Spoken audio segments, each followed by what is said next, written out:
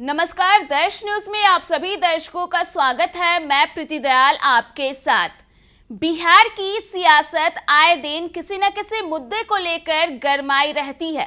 इसी क्रम में फिलहाल नीति आयोग की बैठक को लेकर पश्चिम बंगाल की मुख्यमंत्री ममता बनर्जी की ओर से लगाए गए आरोप से सियासी माहौल गर्म है। आरोप प्रत्यारोप का दौर चल रहा है। इस बीच केंद्रीय मंत्री और बिहार के पूर्व मुख्यमंत्री जीतन राम मांझी ने ममता बनर्जी पर निशाना साध दिया है। क्या कुछ नीति आयोग की बैठक में हुआ, इसकी पूरी जानकारी उन्होंने दी। वहीं ममता बनर्जी के नीति आयोग की बैठक से चले जाने के मुद्दे पर जीतन राम मांझी ने कहा कि निर्धारित था कि 5 मिनट से ज्यादा कोई अपनी बात नहीं बोलेगा।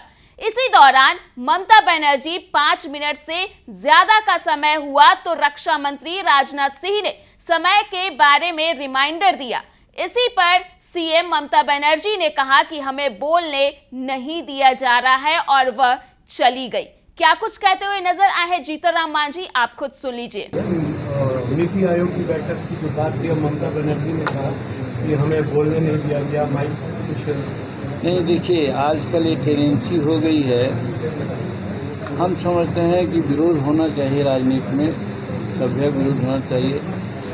सौभाग्यवश नरेंद्र मोदी की कृपा से नीति आयोग में आवंटित सदस्य के रूप में मैं भी, और ऐसा भी था कि हम यहाँ बैठे हैं तो हमारे सामने ही उधर ममता बनर्जी बैठे हैं। तो ए पर आसाम, आंध्रा ऐसा करके 3-4 राज्यों का होने के बाद उन्होंने बंगाल का नाम लिया था कि साहब 5 मिनट से ज़्यादा कोई नहीं बोलेगा। तो वहाँ हो रहा था कि बोले शुरू हो जाता था 5 मिनट 1 सेकेंड, 2-4 मिनट 10 सेकेंड, ऐसा करके करते करते जब 0-0 पर आ गया तो जो कंडक्ट कर रहे थे राजनाथ सिंह जी, उन्होंने दबाया, आवाज़ आई।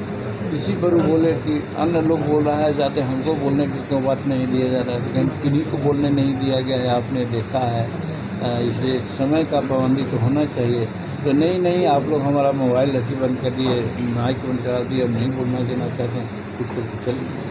तो इस तरह से जीतन राम मांझी ने ममता बनर्जी को लेकर के अपनी बात कही। बता दें कि नीति आयोग की बैठक में शामिल हुई ममता बनर्जी ने माइक बंद करने का आरोप लगाया था।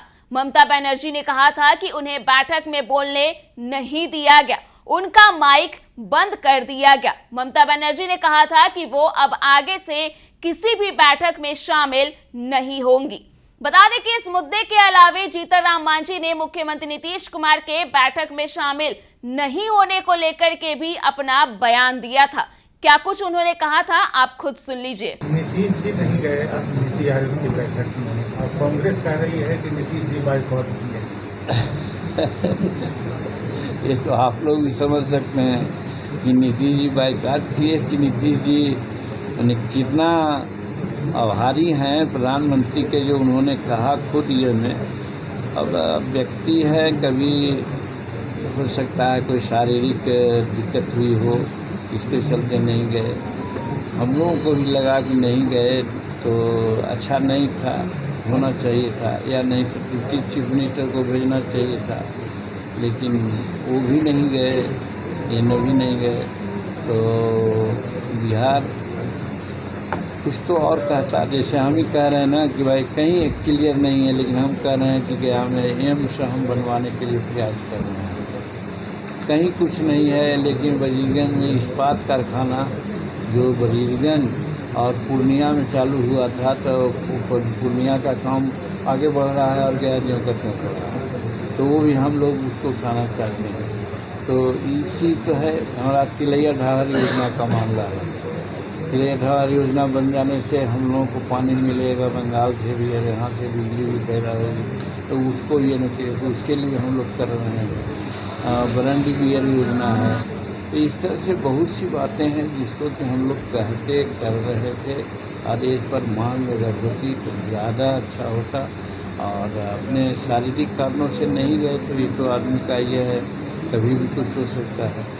हमें 4 दिन से हम लोगों से नहीं मिल रहा। पत्नी बीमार, पार्लियामेंट्री क्वेश्चन, आज हम यहाँ आए हैं। तो आपने सुना कि जीतनराम मांझी का साफ तौर पर कहना था कि मुख्यमंत्री को हो सकता है कि किसी तरह का काम हो, वे किसी काम में व्यस्त होंगे जिसकी वजह से वे बैठक में शामिल नहीं हो पाए। बता दें कि इसके अलावा उन्होंने पत्रकारों से बातचीत के दौरान अन्य कई मुद्दों पर अपनी बात रखी।